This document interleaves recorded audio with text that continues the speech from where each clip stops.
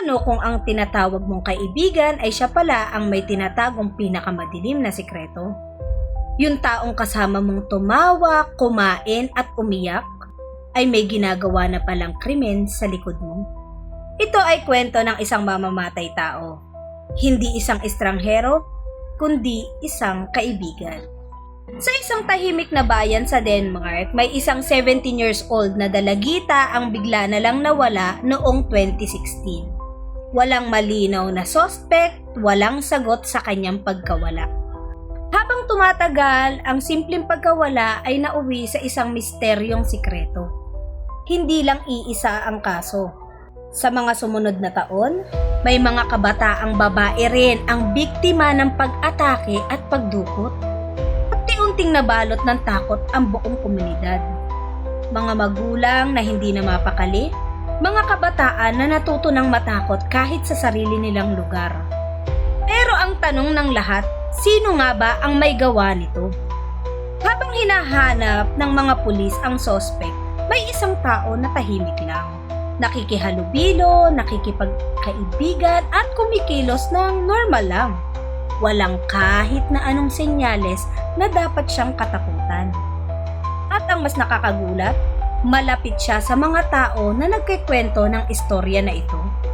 Pagkalipas ng 8 taon, nahuli rin ang salarin na ito. At doon bumagsak ang katotohanan. Hindi ito isang estranghero, hindi ito isang outsider, kundi isang taong kilala na nila, isang kaibigan.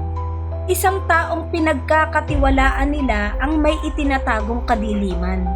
Sa dokumentary na ito ay hindi lang buhay ang nasira, kundi ang pagtitiwala. Paano ka makaka-move on kung ang taong kinatatakutan mo ay dati mong tinatawag na kaibigan? Marami ang nagtatanong sa kanila, paanong hindi namin ito nakita? At hanggang ngayon, dala pa rin nila ang bigat ng mga tanong na yun.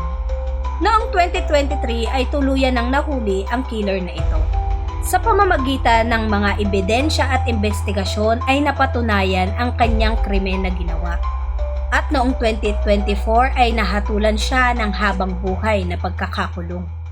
Pero kahit may hustisya na, hindi pa rin maibabalik ang mga nawala. Ang kwentong ito ay isang paalala. Hindi lahat ng nakangiti ay mapapagkatiwalaan. Hindi lahat ng malapit sa'yo ay kakampi mo.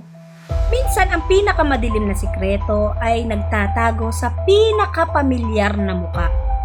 Kung gusto mo pa ng mga ganitong klase ng true crime story ay maaari mong i-like, i-share at mag-subscribe na sa channel na ito. Dahil sa bawat kwento at mga komento ay may mga bagay na dapat mong malaman.